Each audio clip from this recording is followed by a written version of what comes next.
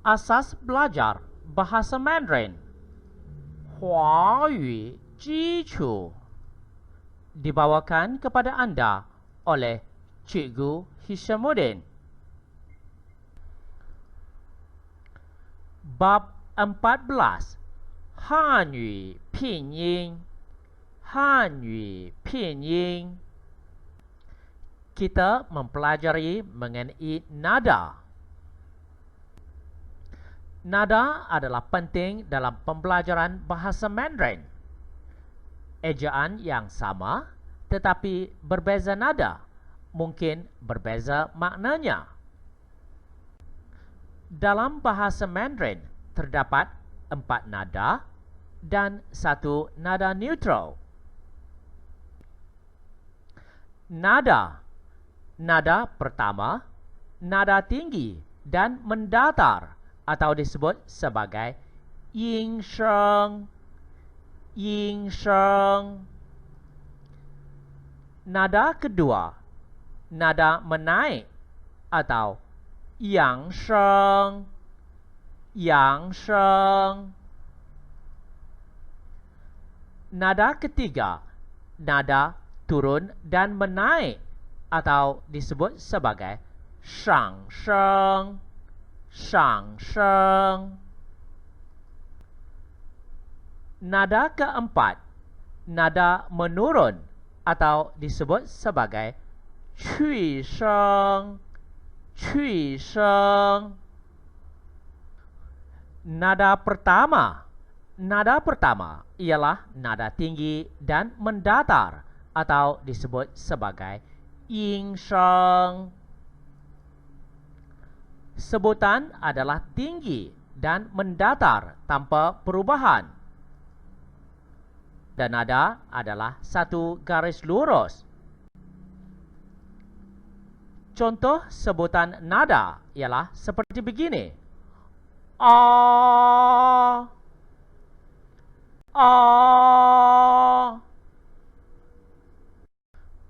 Nada kedua ialah nada menaik atau disebut sebagai yang sheng. Bunyi menaik dari pertengahan rendah ke pertengahan tinggi.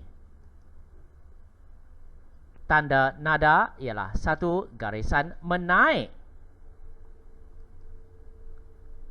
Contoh sebutan bagi nada kedua ialah A. A. Nada ketiga ialah nada turun dan menaik atau disebut sebagai shang sheng. Bunyi menurun ke rendah dan naik ke pertengahan tinggi. Tanda nada adalah seperti huruf V. Contoh sebutan nada ketiga. A. A. Nada keempat adalah nada menurun atau disebut sebagai cui sheng. Bunyi menurun dengan tajam dan pendek dari tinggi ke rendah. Tanda nada ialah satu garisan menurun. Contoh sebutan bagi nada 4 ialah A. A. Contoh-contoh bagaimana tanda nada diletakkan di atas vowel. Bagi nada pertama ialah satu garis lurus. Nada kedua ialah satu tanda menaik. Nada ketiga adalah satu bentuk V. Manakala nada keempat adalah satu garisan menurun. Contoh bagi 4 nada, kita dapati awalan dan akhirannya adalah sama, yaitu ma, a, ma, ma, a, ma. ejaan yang sama tetapi berlainan nada, maka ianya akan berlainan makna. Bagi nada pertama disebut sebagai ma, bermakna emak. Yang kedua pula iaitu ma, bermakna jut. Yang ketiga pula disebut sebagai ma, bermakna kuda. Tanda nada yang keempat pula ialah ma. Ma bermakna marah. Contoh yang lain pula ialah ta. Ta. Bagi nada pertama, ia bermaksud menaiki, dibunyikan sebagai ta. Ta. Bagi nada kedua pula dibunyikan sebagai ta, bermakna sampai. Bagi nada ketiga pula dibunyikan sebagai ta, bermakna pukul. Bagi nada keempat pula dibunyikan sebagai ta. Ta, bermakna besar.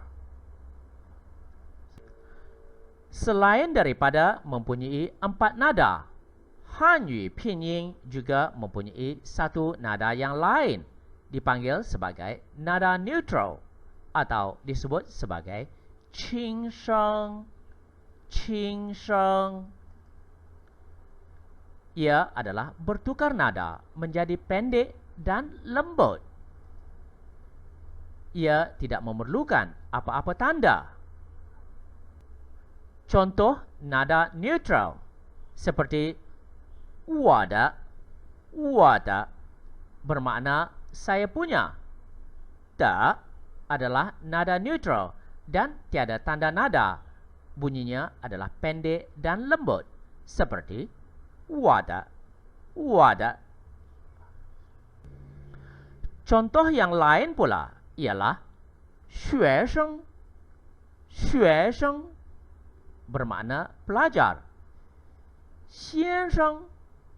Xian sheng bermakna encik. Selain daripada 4 nada dan 1 nada neutral, dalam bahasa Mandarin juga terdapat nada perubahan. Nada perubahan hanya digunakan dalam sebutan sahaja, tetapi tidak dalam tulisan. Contoh, apabila terdapat 2 huruf yang sama-sama dengan nada ketiga, maka huruf pertama hendaklah dibunyikan dengan nada kedua. Seperti ni hao, ni hao. Dalam tulisan kita tuliskan ni dalam nada ketiga, hao juga dalam nada ketiga. Ia bermaksud hello atau hi. Tetapi dalam sebutan kita tukarkan ni kepada nada yang kedua, maka ia dibunyikan sebagai ni hao, ni hao.